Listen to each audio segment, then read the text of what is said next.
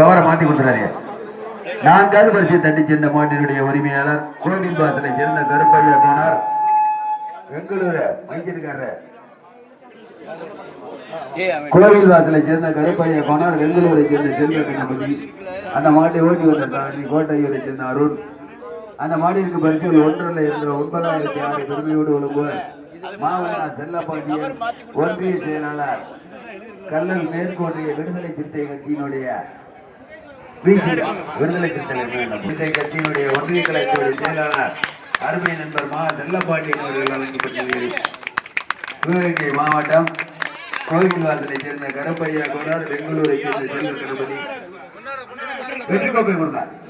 பரிசுகளை வாரி வழங்கிய ஒன்றிய கலை செயலாளர் விடுதலை சிறுத்தை கட்சி செல்லப்பாண்டியன் அவர்களுக்கு முன்னாடி